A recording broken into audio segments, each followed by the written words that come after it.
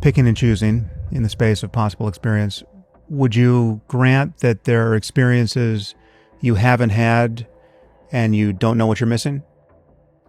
Yes, in terms of what I would, if experiencing those, subjectively enjoy, sure. Or there are experiences that are available to people and other conscious minds, but they're not available to you given how you are, right? So you might not have the talent required to get there, or the genes required to get you there. Absolutely, yeah, no problem with that. Okay, so the landscape of possible experience extends what you currently know or even can know, right? And that's true of every person like you. And then now we're saying boo at each other in that context. And this landscape we're talking about is a landscape of experiences, either possible or actual, which so that now this new pleasure opens up to me and I can experience it. What would I do? I'd look at that pill and I'd go, yeah, sounds great, awesome. And I'd take the pill just because I would prefer to have that preference. It's a second order preference, right? But there's still no space here into which has entered a concept of like moral prescription, of goodness, of ought. I'm still just in this world where there are experiences I prefer, and I use my scientific analysis of the world to achieve those. And when something comes along that allows me to really radically improve that feeling of subjective preference, hell yeah, use all the science you can get to give me those pills. Right. But still no moral judgments here, right?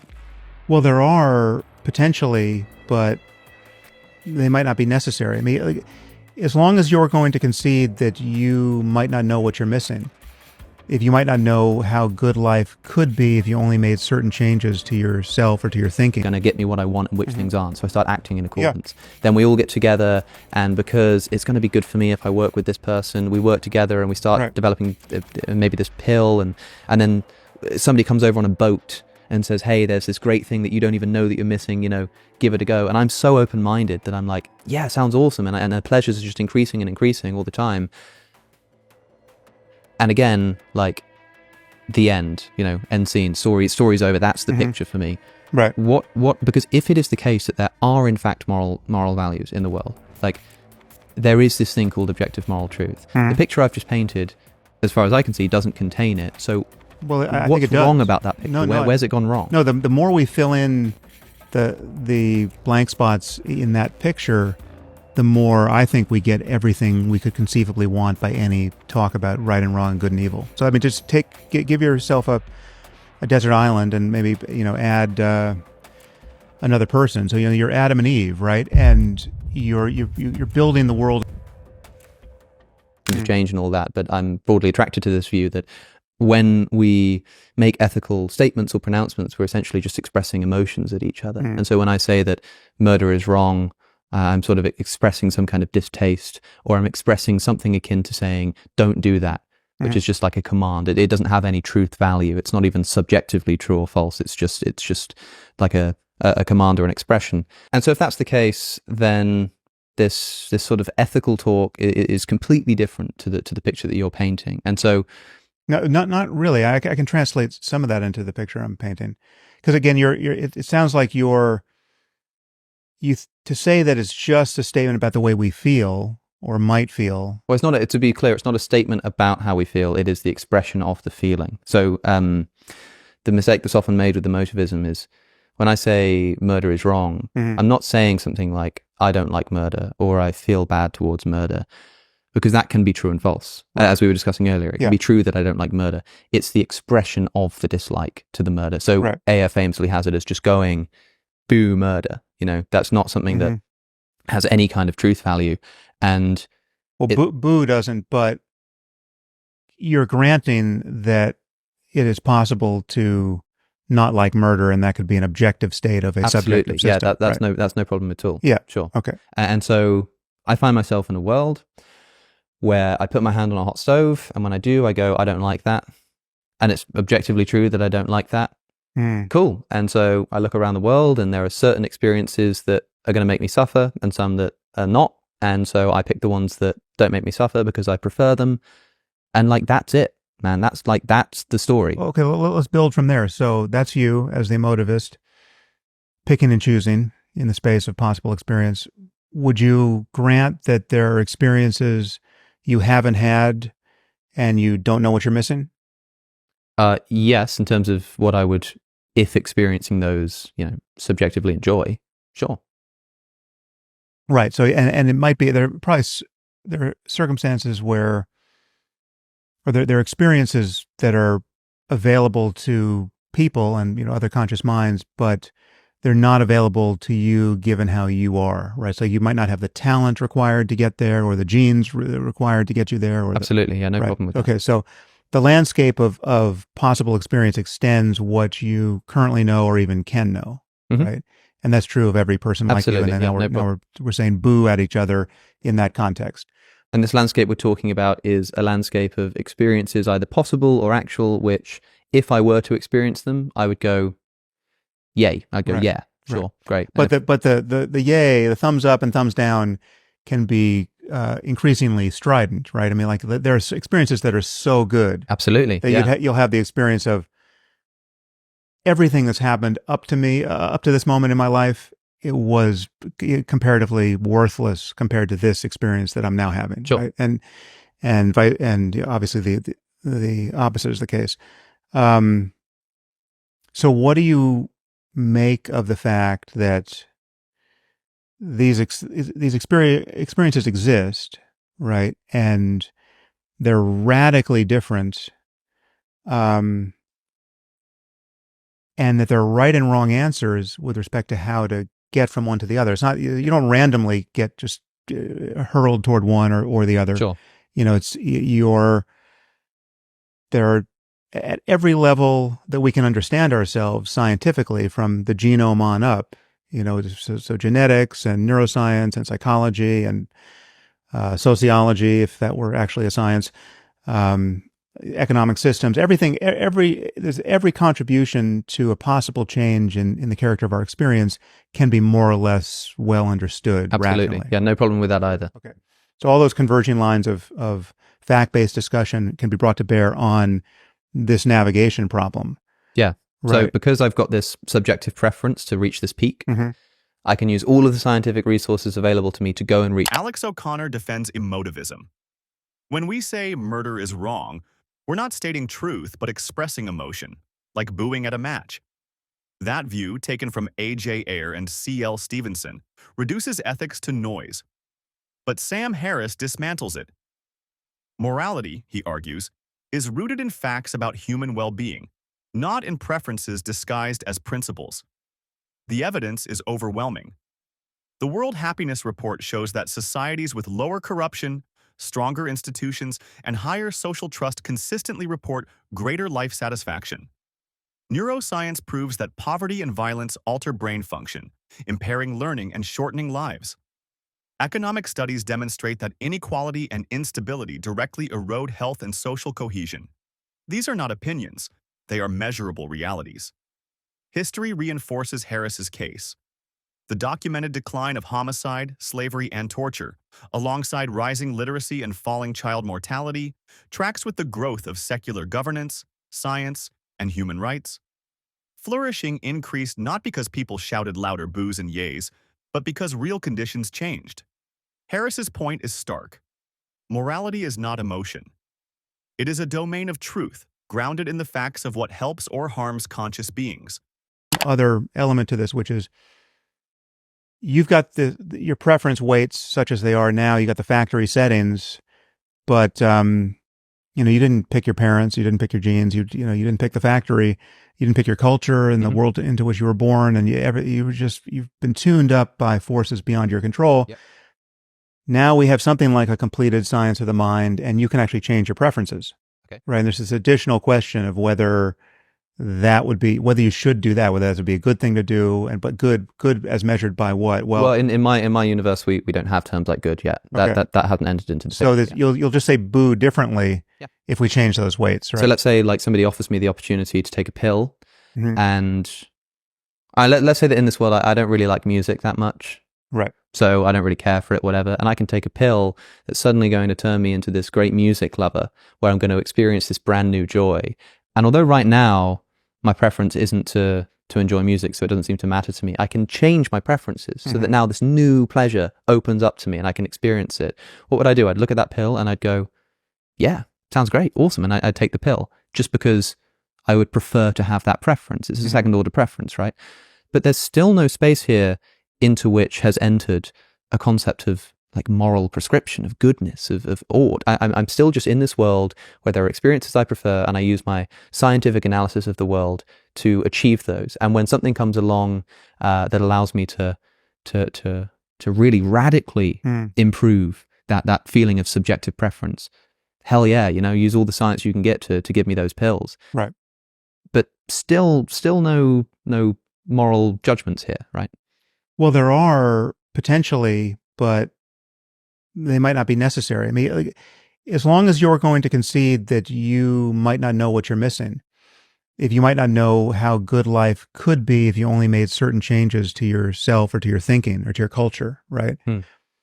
So we have a bunch of people like you who just don't want to talk about shoulds and oughts, right? And they never do. They just occasionally they say boo, but they don't think anything really hangs on it. And then if it could be an empirical fact about you and or people like you, that you're cognitively and emotionally and culturally and civilizationally closed to certain outcomes, which are available the moment you begin to play a little bit differently. I'm not sure why those would be correlated, because like this idea that, there are experiences that are available to me that I don't even know what I'm missing. Alex O'Connor argues that morality reduces to preference. Genetics, culture, and circumstance shape desires, and individuals can alter those desires with science. A pill that turns indifference to music into joy demonstrates that preferences can shift. But for O'Connor, the shift carries no moral weight. It is simply one preference replacing another. Sam Harris insists that morality is grounded in facts.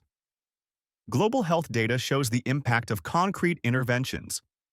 Access to clean water, sanitation, and vaccines has added over 20 years to global life expectancy in the last century.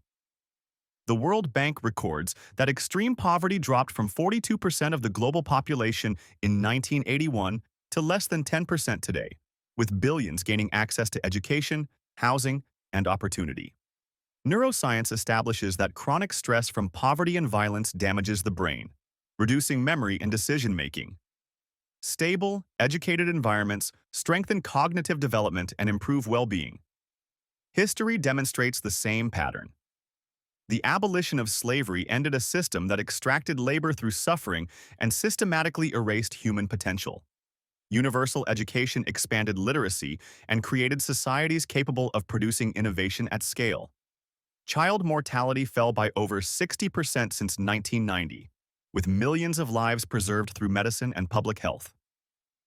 These outcomes reshaped human existence and are documented in rising life satisfaction, creativity, and prosperity. The Enlightenment solidified this trajectory.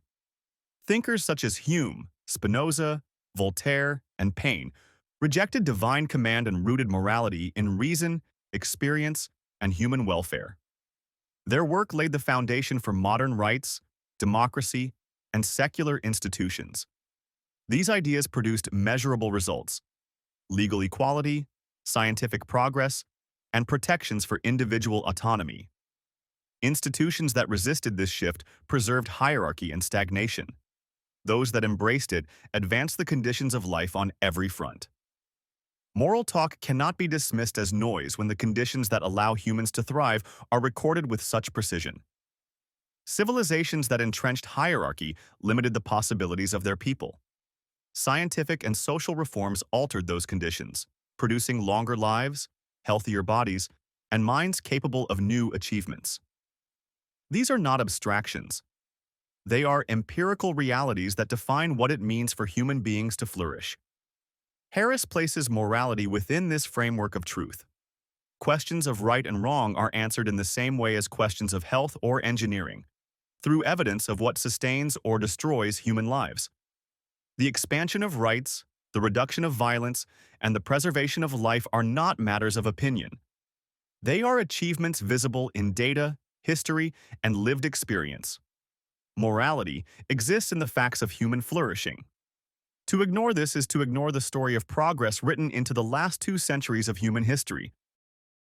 Because if you No, said to me, I'm still just on the more. So again, I'm bracketing morality, uh-huh, the judgmental yeah, valence of yeah, that term for the purpose of this part of the conversation. I'm just saying that there's descriptively is we're in kind of in the descriptive values, still value laden landscape of this feels much better hmm than this over here, which I never want to taste or yeah. touch again, right?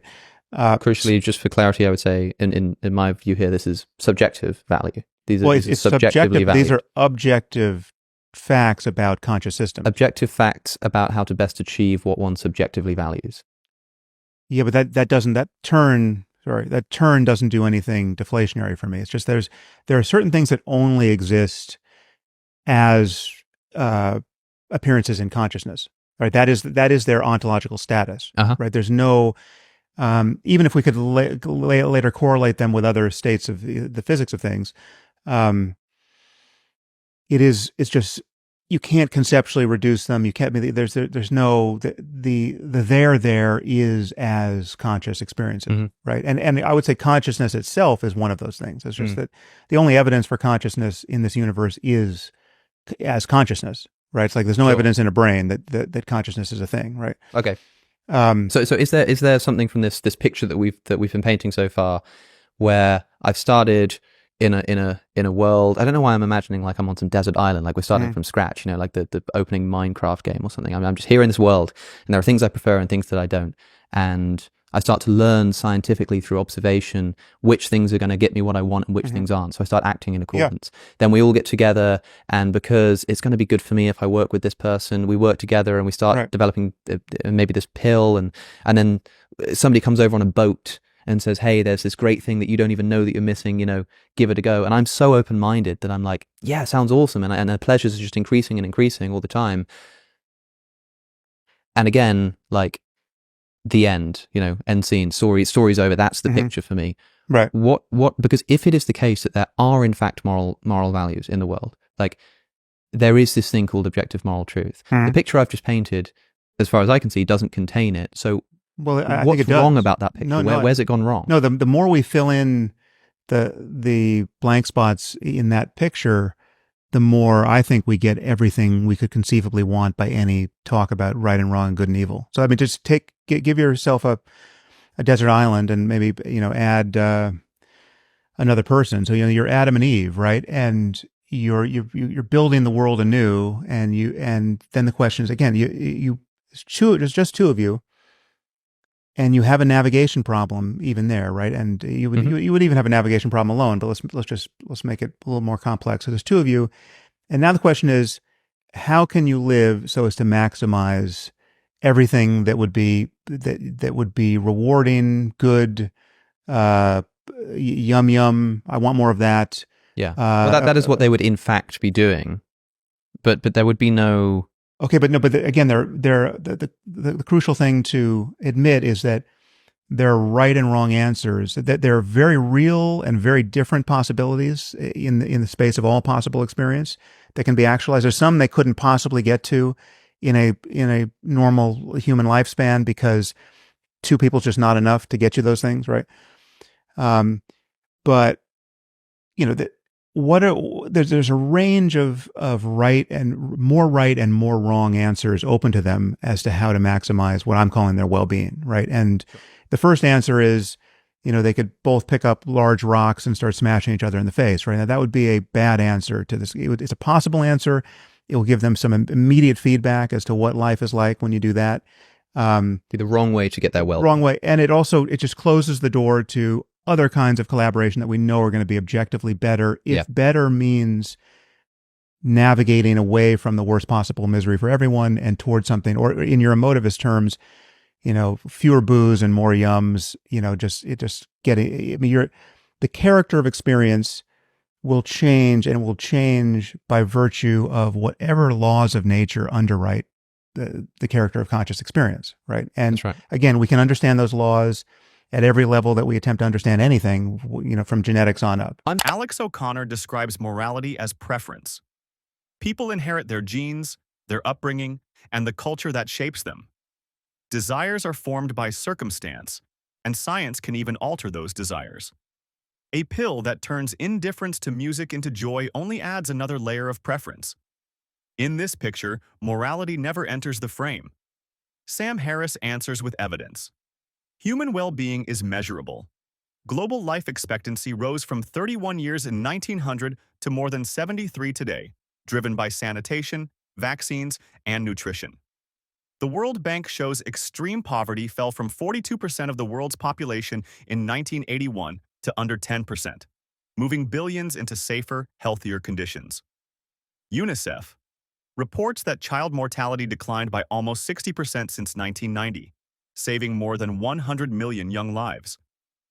Neuroscience demonstrates that poverty and violence alter brain function, while education and stability support healthier development. These outcomes are recorded in data, not dependent on anyone's personal taste. History carries the same record. The abolition of slavery freed millions from forced labor. Universal education expanded literacy, producing new knowledge and civic participation. Public health measures like clean water systems and vaccination campaigns ended epidemics that once killed millions. Enlightenment thinkers like Hume, Spinoza, and Paine placed human welfare at the center of political life, helping build institutions that still shape democratic society. When morality is dismissed as preference, these achievements lose their grounding, and atrocities like slavery or authoritarian rule can be excused as cultural taste. Harris points to this landscape as the substance of morality. Questions of right and wrong find their answers in the realities of human flourishing, not in abstractions. The record of progress is visible in falling mortality, rising literacy, and expanding opportunities. The evidence already speaks. Morality exists in the facts of human well-being, and the task is recognizing it. What do you think? Is religion essential for moral values, or can ethics and compassion stand on their own? Share your thoughts in the comments. If this sparked new ideas, don't forget to like, subscribe, and share to keep the discussion alive.